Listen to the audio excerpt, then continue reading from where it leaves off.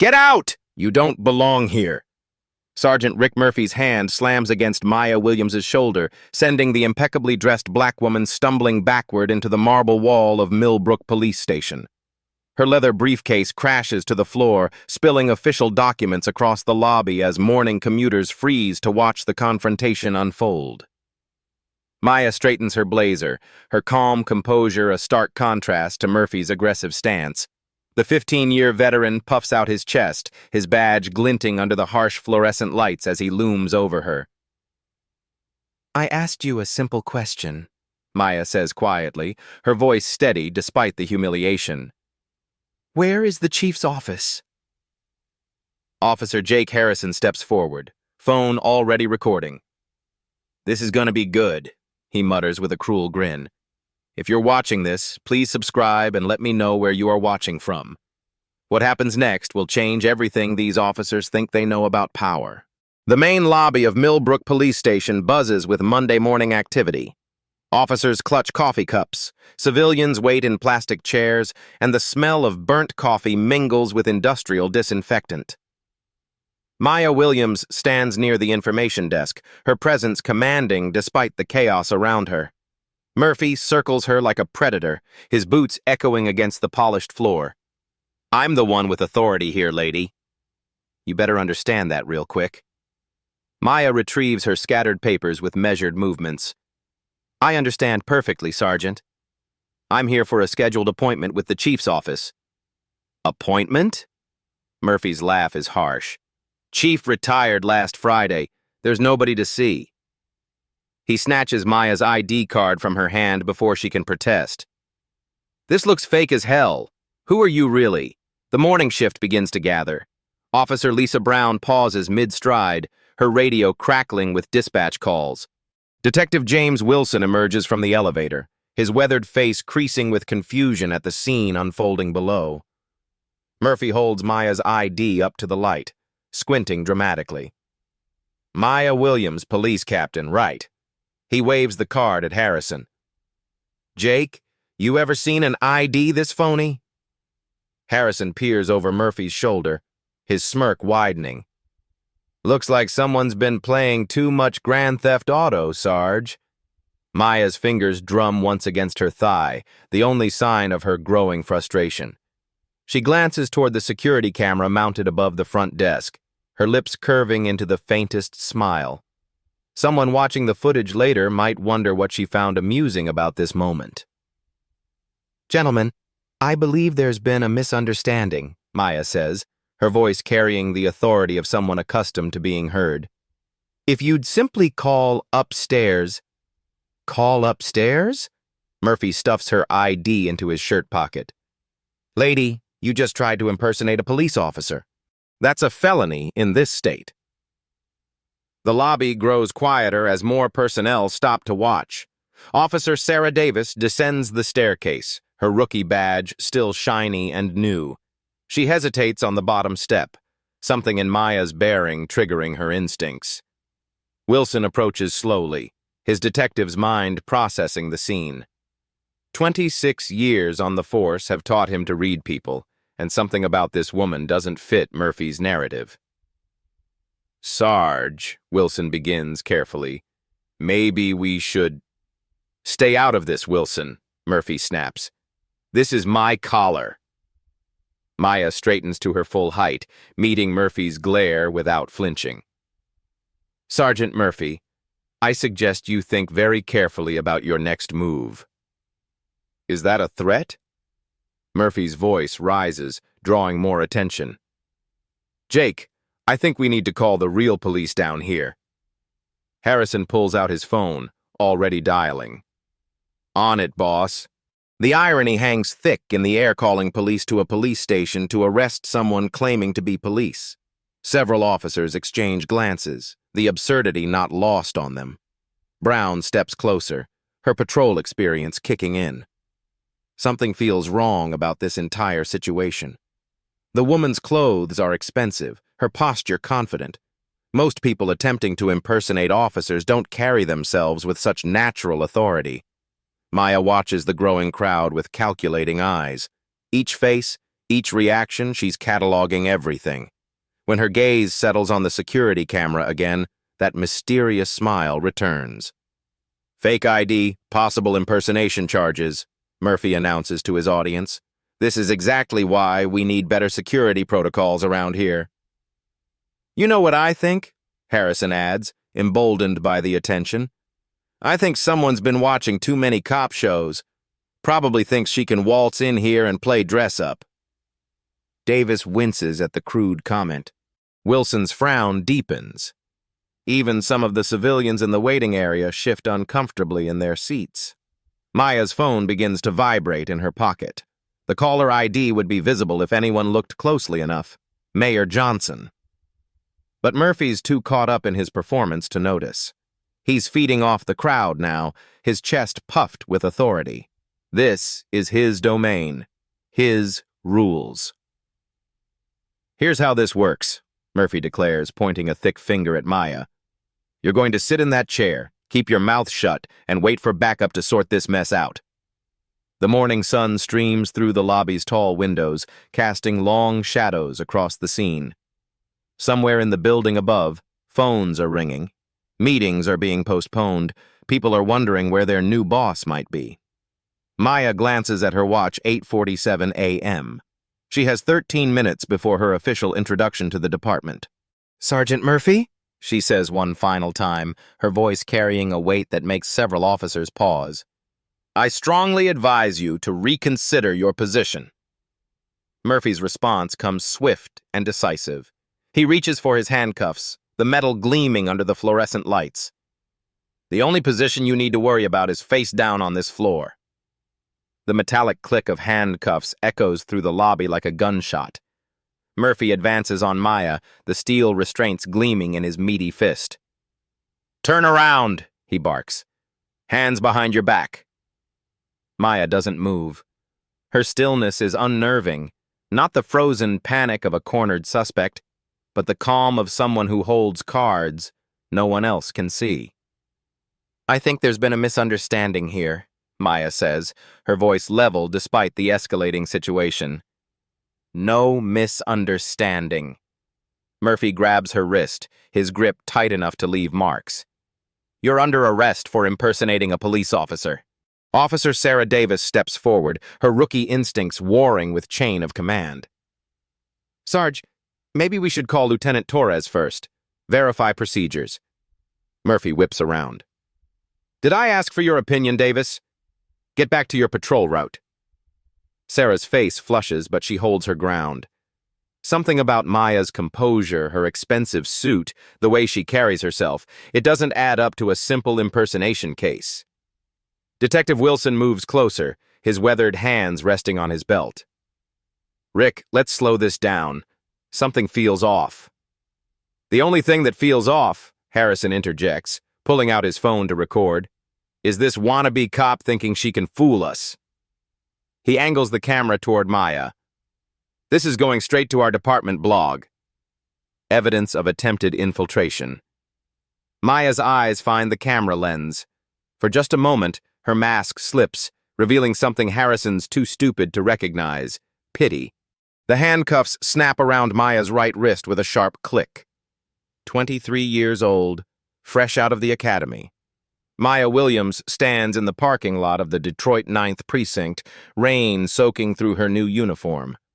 Sergeant Collins yanks the cuffs too tight, his breath reeking of whiskey and prejudice. "This badge don't mean you belong here, girl. Some people just ain't cut out for real police work." The humiliation burns, but Maya forces herself to remember every detail, every slight, every injustice. They're building something inside her, not bitterness, but resolve. Maya blinks back to the present.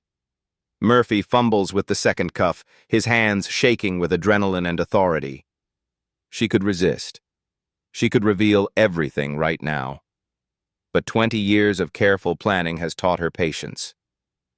"Sergeant Murphy," she says quietly, "you're going to regret this decision."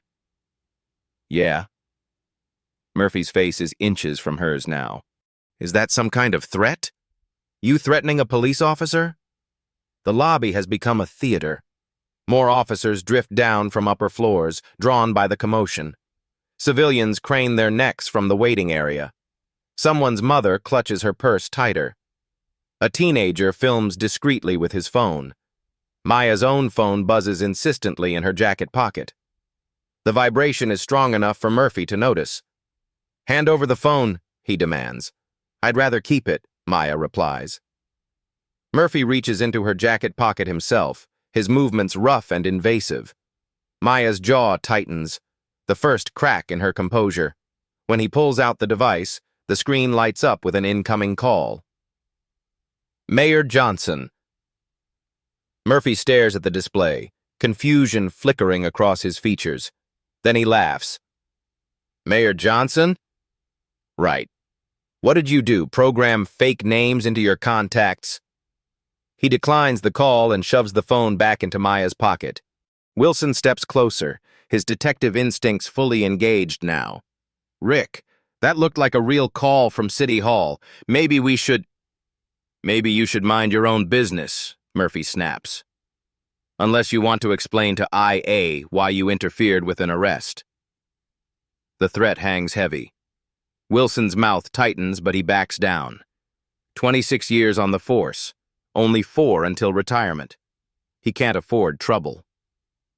Davis watches the exchange with growing unease.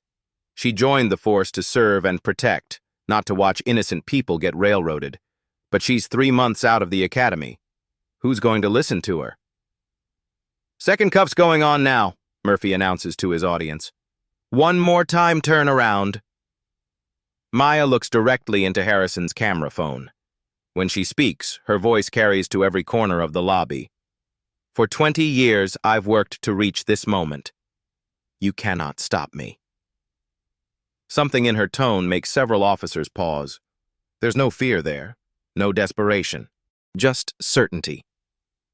Murphy hesitates for a heartbeat, then anger flares. "Nobody talks to me like that in my house." He reaches for Maya's free hand. That's when Wilson's phone rings. Not a cell phone, his desk line, echoing through the building's internal speaker system. The caller ID displays on the wall-mounted monitor. "Lieutenant Torres, urgent." Wilson glances between Maya and Murphy, then answers. "Detective Wilson." Torres's voice crackles through the speakers, audible to everyone in the lobby. "Wilson, we've got a situation developing down there. Is there a Maya Williams in custody?" The lobby goes dead silent. Murphy's face drains of color. Harrison's phone wavers in his grip. Davis takes an unconscious step backward. Maya's smile is barely perceptible, but those watching closely catch it. Wilson stammers, looking directly at Maya. "There's a woman here by that name, yes, sir." "Jesus Christ." Torres's voice carries stress and panic. "Do not proceed with any arrest. I repeat, stand down immediately." "I'm coming down." Murphy's grip loosens on the second handcuff. For the first time since this began, uncertainty creeps into his expression. Maya's phone rings again. This time, Murphy doesn't move to stop it. The name on the screen is visible to everyone now, Mayor Johnson. And this time, Maya answers it herself. "Good morning, Mr. Mayor," she says calmly, the handcuff dangling from her right wrist like a twisted bracelet. "Yes, I'm here." Everything's proceeding as expected. The mayor's voice is loud enough for the front rows to hear. "Maya, I'm so sorry." I'm in the car now. 2 minutes out. Maya ends the call and looks directly at Murphy. His face has gone from red to gray in the span of 30 seconds. "Now," Maya says softly, "would someone like to explain to me exactly what's happening here?" The silence in the lobby stretches like a taut wire ready to snap. Murphy stands frozen, one handcuff still dangling from Maya's wrist, his face cycling through confusion, denial, and the first creeping edges of terror. Officer Sarah Davis breaks the silence first. Her voice trembles, but she pushes forward anyway. "Sergeant Murphy, I think this might be a serious mistake." "Shut up, Davis." Murphy's response lacks its earlier venom. His eyes dart between Maya's calm expression and his phone, which has started buzzing with text notifications. Detective Wilson pulls out his reading glasses, studying Maya with new intensity. 26 years of police work have taught him to read between the lines, and every line here is screaming danger. "Rick, I think we need to—" "I said everyone stay back." Murphy's voice cracks on the last word. Harrison lowers his phone, the recording app still running. His cocky smirk has evaporated, replaced by the dawning realization that his evidence video might have just captured something very different than he intended. More officers filter into the lobby. Officer Lisa Brown emerges from the stairwell, her radio crackling with increasingly urgent dispatch calls. Behind her, 3 patrol officers and a desk sergeant form an impromptu audience. Maya surveys the growing crowd with the patience of someone who's waited a very long time for this moment. When she speaks, her voice carries to every corner of the room. "I told you, gentlemen, you'd meet your new boss today." "Well, here I am." The words hit like a physical blow. Murphy staggers backward. Harrison's phone slips in his sweaty grip. "That's impossible," Murphy stammers. You can't be." "Can't be what, Sergeant?" Maya's question hangs in the air like a challenge. Wilson steps forward, his detective training overriding his shock. "Ma'am, if you are who you're claiming to be, we're going to need some verification." Maya nods approvingly. "Smart thinking, Detective." Though I believe that verification is about 30 seconds away. As if summoned by her words, the lobby's main doors burst open. Mayor Johnson strides in, his usually perfect hair disheveled, his tie askew. Behind him trails a harried-looking aide clutching a folder of documents. "Where is she?" Johnson's voice booms across the lobby. "Where's Captain Williams?" Every eye turns to Maya, still standing with Murphy's handcuff adorning her wrist like the world's most ironic jewelry. Johnson's face transforms from concern to horror to barely contained rage in the span of 3 seconds. "What in God's name is happening here?" Officer Brown pulls out her personal phone, fingers flying across the screen. Within seconds, she's broadcasting live on Instagram. "Oh my God, you guys! You're not going to believe what's happening at work right now." The Greek chorus begins. Murmurs ripple through the assembled officers. Phones emerge from pockets. The department's internal messaging system starts lighting up with notifications. "This is our new captain," Davis whispers to the officer beside her. "Holy shit," comes the response. "Murphy is so screwed." Brown's livestream viewer count climbs rapidly. Comments flood in from fellow officers across the city, friends, family members. The story is spreading in real time. Maya watches the social media wildfire with satisfaction.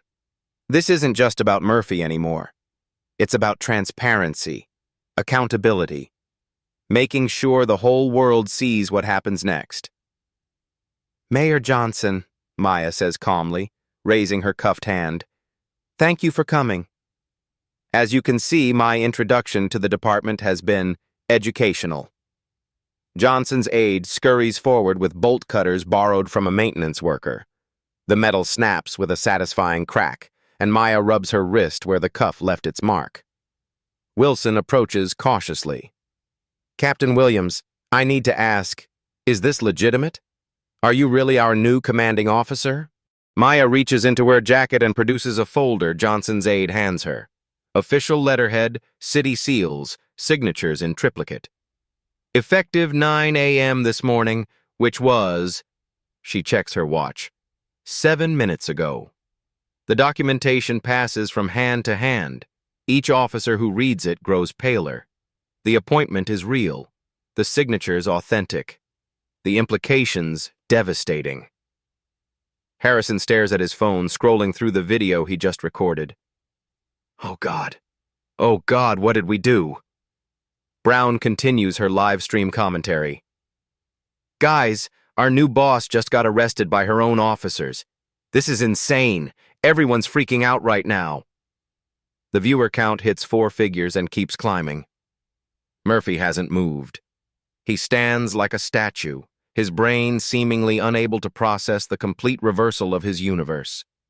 The woman he just humiliated, handcuffed, and threatened to arrest is now his commanding officer.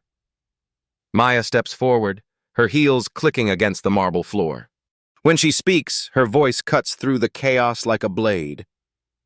Do you believe in real justice? The question isn't directed at anyone specific, but it lands on everyone present. Brown repeats it into her live stream.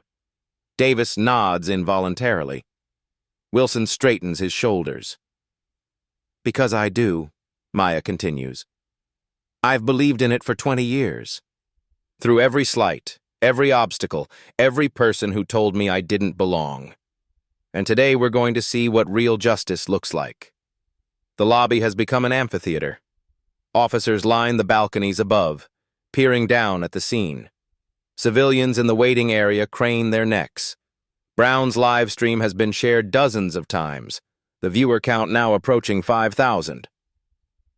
Mayor Johnson clears his throat. Ladies and gentlemen, I'd like to officially introduce Captain Maya Williams, your new commanding officer. Captain Williams comes to us with 20 years of exemplary service, specialized training in corruption investigation, and a mandate to reform this department from top to bottom.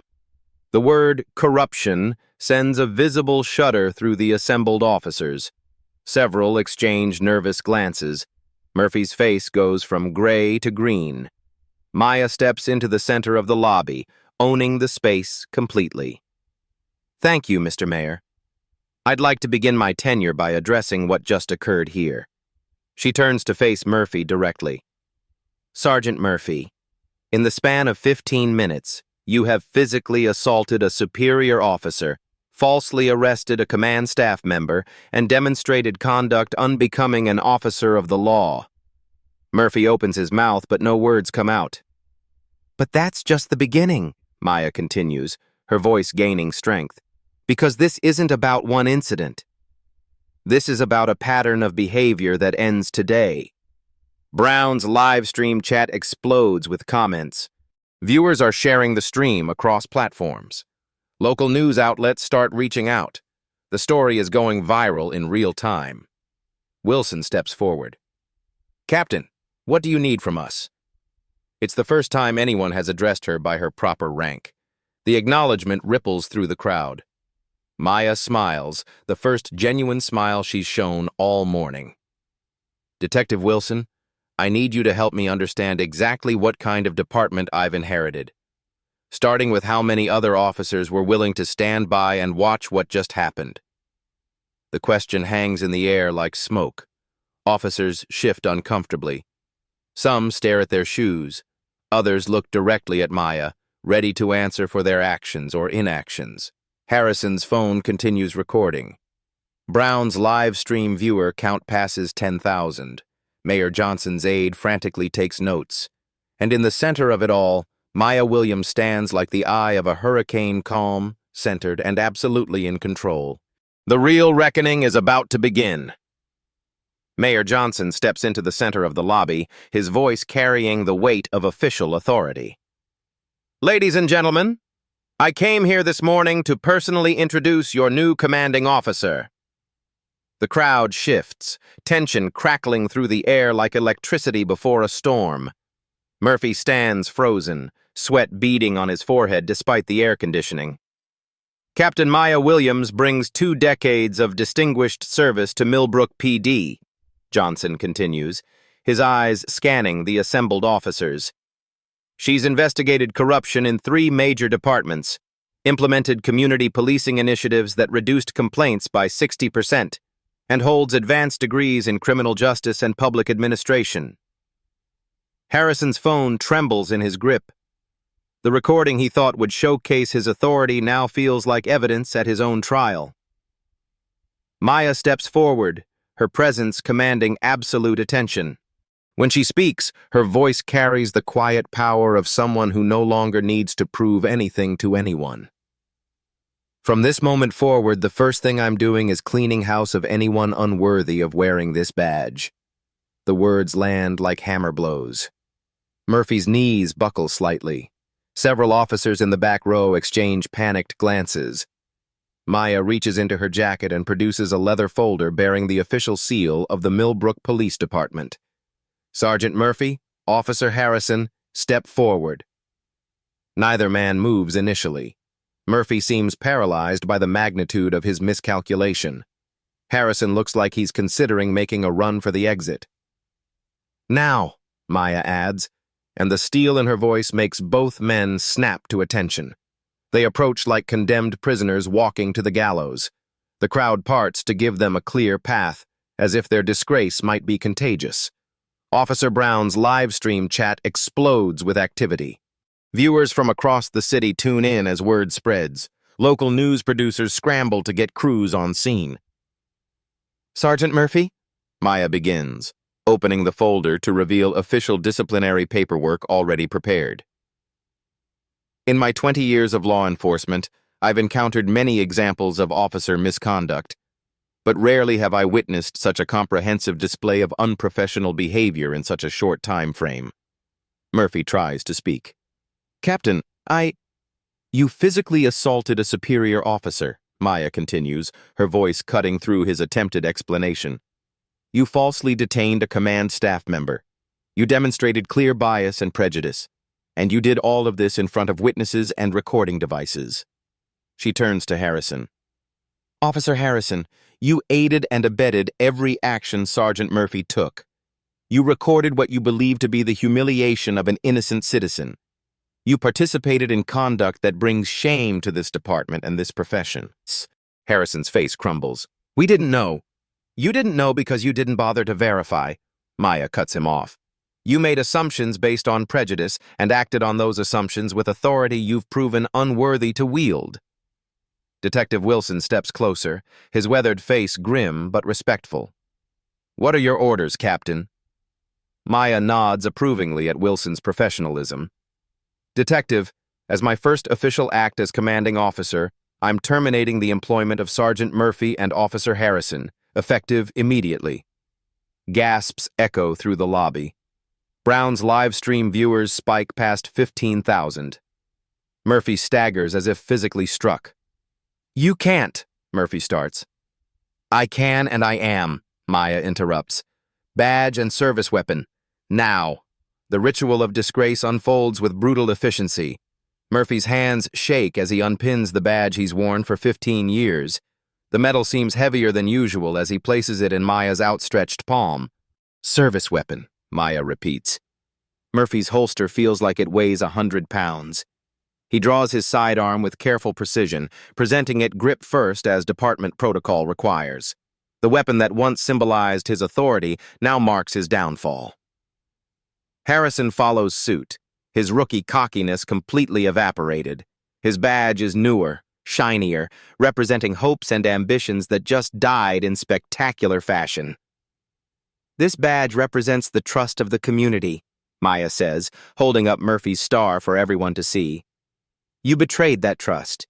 You used the authority it represents to humiliate and intimidate. You turned a symbol of justice into an instrument of oppression." The lobby has become completely silent, except for the soft chatter from Brown's live stream. Even the dispatch radio seems to have quieted, as if the entire city is holding its breath. Mayor Johnson steps forward with 2 manila envelopes. "Gentlemen, these contain the formal termination paperwork, information about your final paychecks, and instructions for returning all department property. Security will escort you from the building." 2 uniformed security guards appear as if summoned by magic. They're professional but firm, making it clear that Murphy and Harrison's time here has ended. "26 years I've been planning for this day," Maya says, her voice softer now but no less powerful. "Not this exact scenario, but this moment when accountability finally arrives. When someone with the power to enforce consequences actually uses that power." Murphy finds his voice one last time. "You planned this. You set us up." Maya's smile is sharp as a blade. "I plan to take command of this department and implement reforms. You set yourselves up by choosing to assault your new commanding officer instead of treating a citizen with basic respect." Harrison makes one desperate attempt at salvaging something from the wreckage. This will never stick. Union will fight it. We have rights. You have the right to due process, Maya agrees, which includes the right to a hearing where your own recorded confession will be played back. Officer Brown's live stream has been viewed 23,000 times in the last hour. Your actions are documented from multiple angles. She pauses, letting that sink in. You also have the right to remain silent, which I strongly recommend you exercise going forward. The security guards step forward. Gentlemen, if you'll come with us. Murphy and Harrison are escorted through the lobby like prisoners. Officers who once followed Murphy's lead now refuse to make eye contact. The sound of their footsteps echoes off the marble until the main doors close behind them. Maya turns to address the remaining crowd. What you witnessed here today wasn't planned. It was simply inevitable. When you build a culture that tolerates abuse of power, eventually that culture encounters someone with the authority to change it. Officer Davis steps forward, her rookie courage finally overcoming her fear. Captain, what happens now? Now we rebuild, Maya says simply. We create a department worthy of the community we serve. We implement training programs that address bias and de-escalation. We establish oversight mechanisms that prevent what just happened from ever happening again. She looks around the lobby, making eye contact with as many officers as possible. But first, we're going to have a very long conversation about what it means to serve and protect. Detective Wilson clears his throat. Captain, what do you need from us? Maya's expression softens slightly. Detective Wilson, I need you to help me identify the officers who stood by and watched what happened here. Not to punish them, but to understand why they felt powerless to intervene. She turns to Davis. Officer Davis, you showed courage by speaking up. That tells me there's hope for this department. Finally, she addresses Brown, who's still broadcasting live. Officer Brown, thank you for documenting this. Transparency is going to be our new standard. The live stream chat scrolls by too fast to read, filled with reactions from across the city. The story is already being picked up by news outlets. Social media algorithms are spreading the video like wildfire. Maya closes her folder and tucks it under her arm. This is just the beginning. Real change doesn't happen in a single morning, but it does start with a single moment when someone decides enough is enough. She pauses at the base of the staircase leading to the upper floors. I have a department to run and reforms to implement. But first, I think I'll finally see that office I was trying to find. The crowd parts as Maya climbs the stairs, her heels clicking against the marble with the rhythm of inevitability. At the landing, she turns back one final time.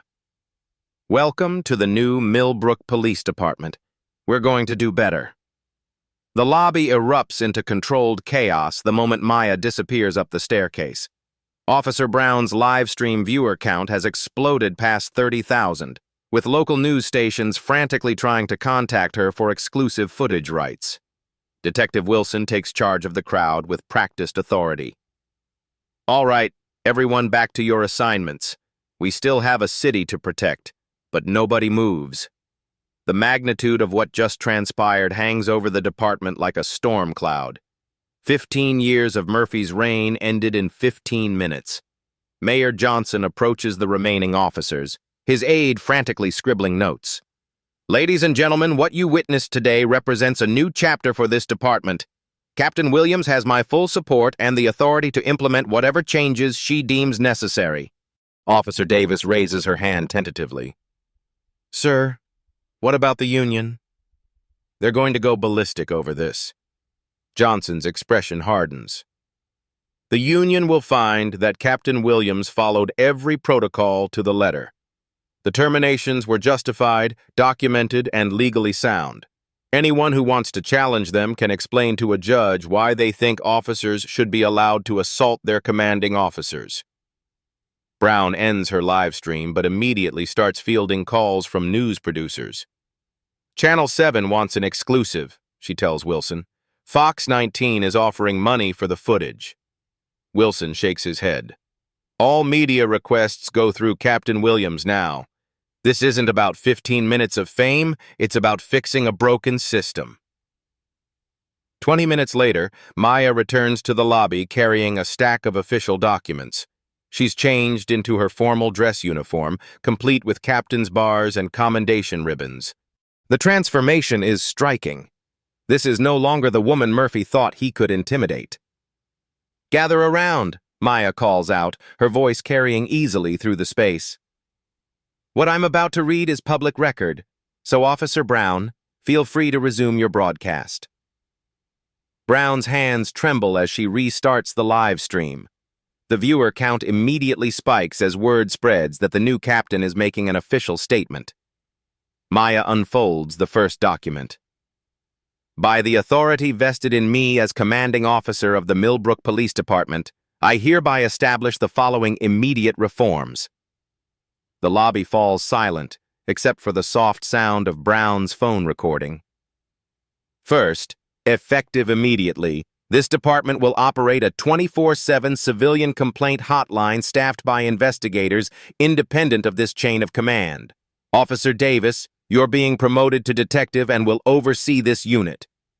Davis's eyes widen in shock. "Ma'am, I'm only 3 months out of the academy."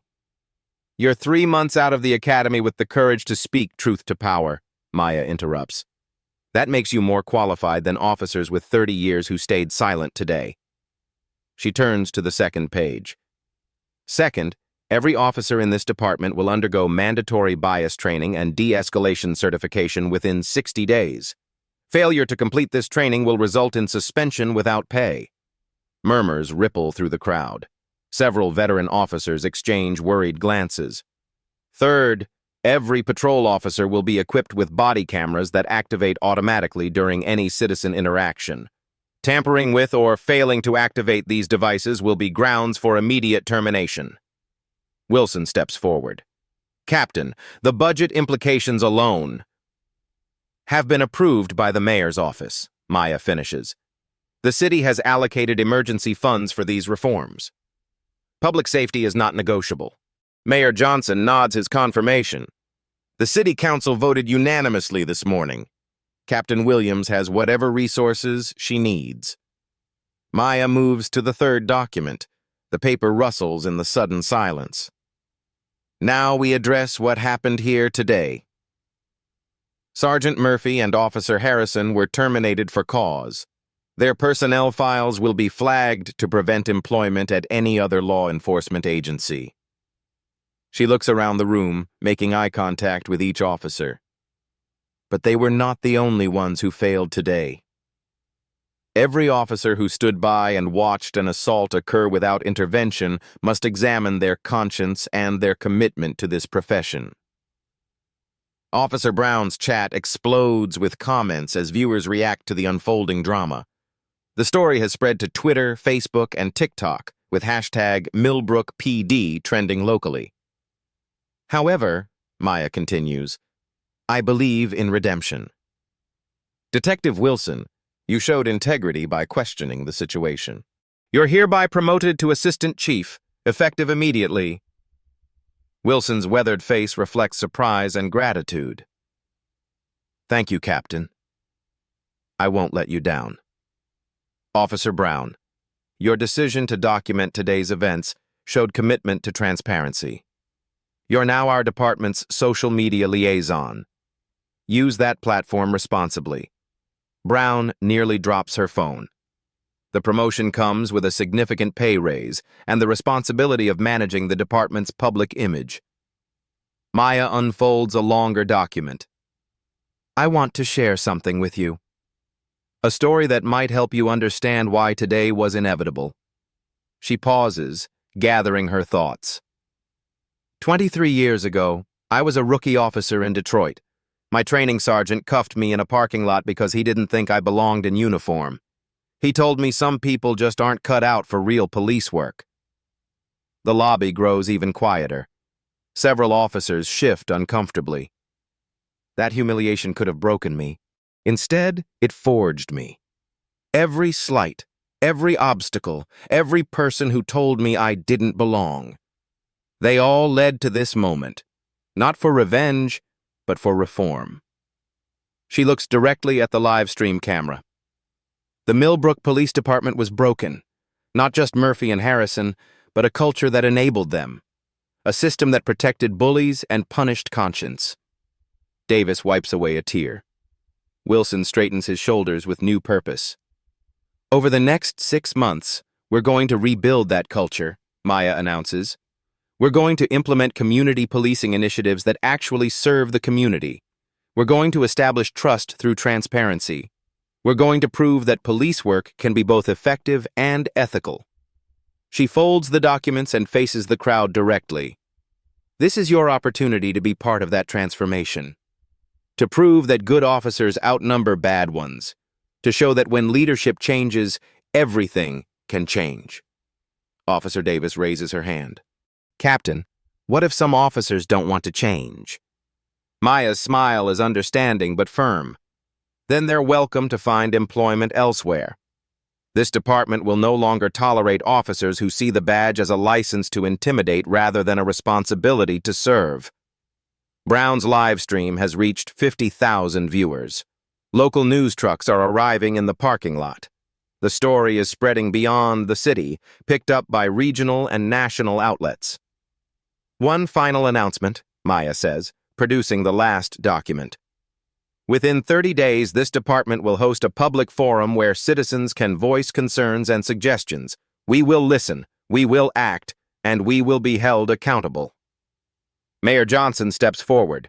Ladies and gentlemen, this is what reform looks like. Not promises or press releases, but immediate concrete action.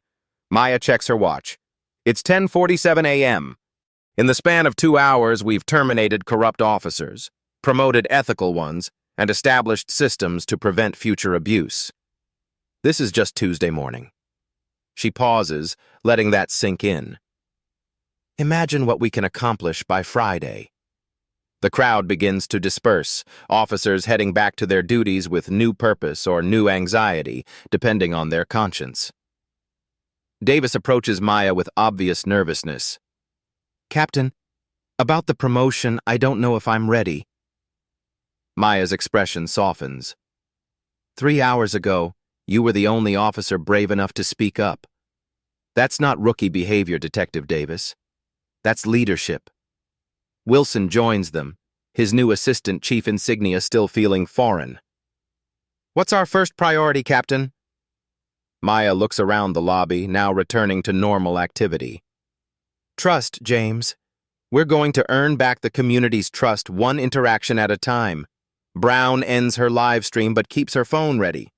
The story is far from over. 6 months from now, Millbrook PD will be unrecognizable.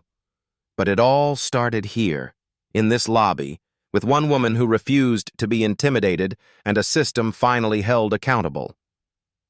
6 months later, the lobby of Millbrook Police Station looks exactly the same, but everything has changed.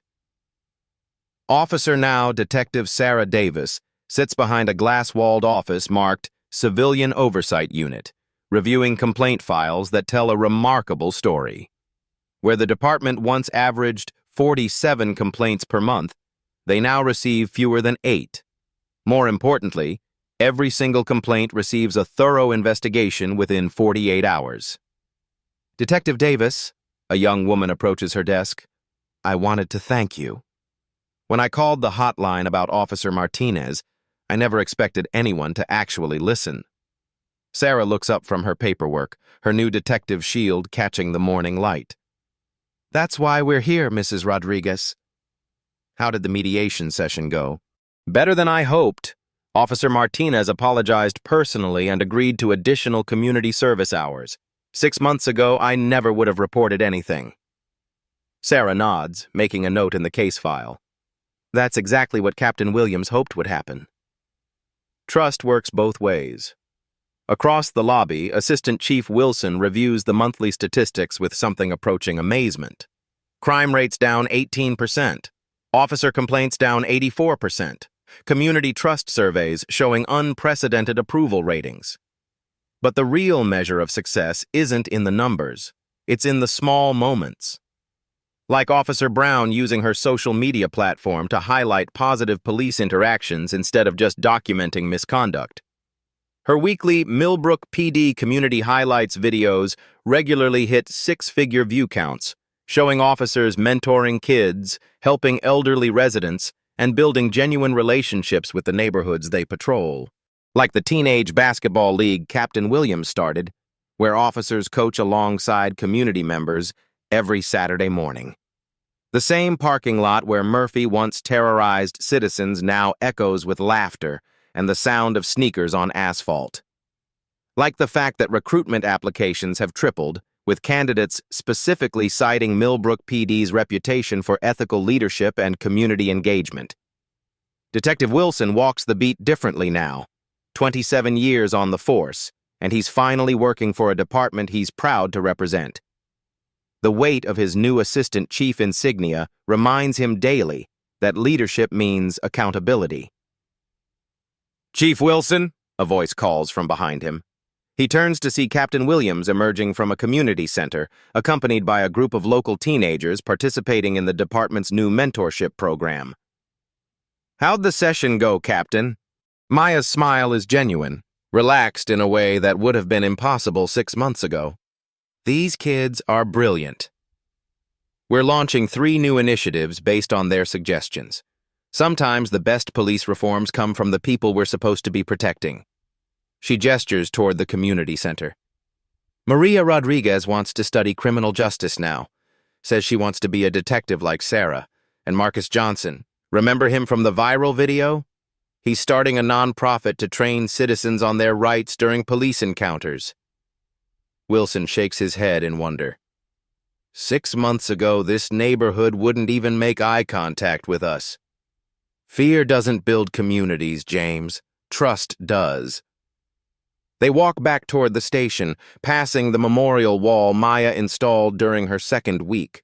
Not a wall honoring fallen officers, though that exists too, but a wall acknowledging the citizens harmed by police misconduct throughout the department's history. The plaque reads, "We remember. We learn. We do better." Inside the station, the afternoon shift prepares for patrol. Every officer wears a body camera that hasn't malfunctioned once since implementation. Every patrol car displays a QR code linking to the civilian complaint hotline. Every interaction is an opportunity to build rather than break trust. Officer Brown broadcasts her daily community update, her viewer count steadily climbing as news outlets continue covering Millbrook's transformation. Day 183 of the new Millbrook PD, she begins. Today we're highlighting Officer Thompson's work with the Senior Center and Detective Davis's new restorative justice program. The comments flood in from viewers across the country, other departments asking for guidance. Citizens sharing their own stories of police reform, activists and officers finding common ground in the pursuit of justice. Captain Williams reviews the stack of speaking invitations on her desk. Police academies, city councils, civil rights organizations, everyone wants to understand how Millbrook PD accomplished what many considered impossible. But the real test isn't in the speaking engagements or media attention. It's in moments like this afternoon, when Mrs. Henderson called to report a suspicious person in her backyard and specifically requested one of the good officers to respond. 6 months ago, Mrs. Henderson would never have called police at all. Maya checks her watch 6 p.m. on a Tuesday, the same time of day when her predecessor would have been holding court in the lobby, intimidating anyone who dared challenge his authority. Now the lobby bustles with positive activity. High school students attending the weekly Know Your Rights workshops, senior citizens picking up safety information, parents registering for the community policing forums. Detective Davis locks her office and approaches Maya. "Captain, the monthly community feedback session is Thursday. We're expecting our largest turnout yet." "Good problems to have, Sarah. Real accountability means constant engagement." Wilson joins them at the main entrance. "Shift change went smoothly. No incidents, 3 community assists, and Officer Miller got a handwritten thank you note from the family he helped yesterday. Maya looks around her transformed department one more time. The same building, the same basic mission, but everything fundamental has changed. Trust replaced fear. Accountability replaced impunity. Service replaced self-interest. Reform isn't a destination, she tells her team. It's a daily choice. Tomorrow we wake up and choose again. If this story resonates with you, if you believe in the power of real accountability and genuine reform, share it with someone who needs to hear it. Change happens when enough people decide that this is how we've always done it isn't good enough anymore. Subscribe for more stories of justice, courage, and the belief that systems can change when the right people step up to change them. Because every institution is just people making choices, and better choices create better outcomes. The transformation of Millbrook PD proves that reform isn't just possible, it's inevitable when leadership finally matches values with action. What choice will you make?